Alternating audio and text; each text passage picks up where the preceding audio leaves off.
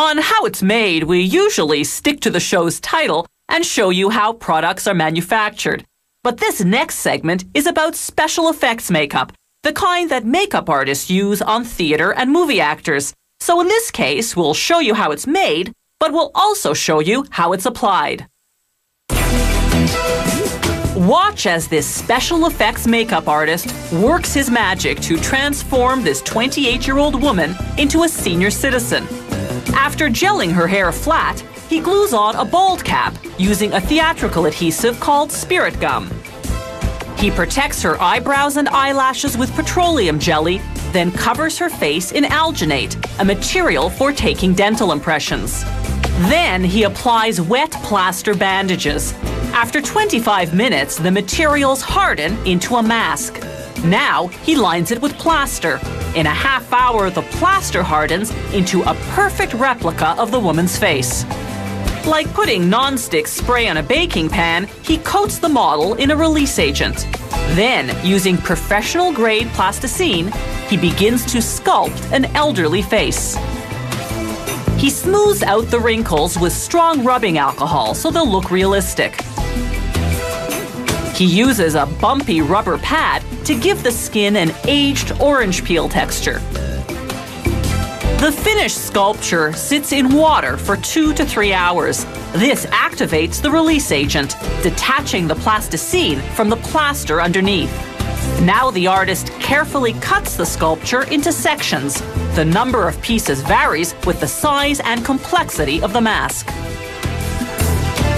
Now he can finally start producing the mold he'll use to cast the old lady face mask. First, he takes a thin plaster impression of each piece. Then he coats the impression in plaster to make the positive half of the mold. Once it hardens, he applies the plasticine piece to space the depth of the mold cavity. Then he coats that in plaster to create the negative half of the mold. When that hardens, he applies release agent to both mold cavities, pours in hot gelatin, then closes the mold. In a half hour, the gelatin hardens into a flexible replica of that particular piece of the plasticine sculpture. He then implants synthetic hairs to create eyebrows. Now, using surgical glue, he begins to apply the pieces, called prosthetics. He starts with the largest face piece first. It includes the nose, cheeks, neck, and upper lip. He cuts a hole in the chin area so that he can apply the chin piece. Now, the lower lip. He cuts off the excess, then glues the edges of the chin piece to the large face piece. Now for the forehead. Again, he applies glue along the edges to connect it to the rest. To age the eyes, he uses contact lenses.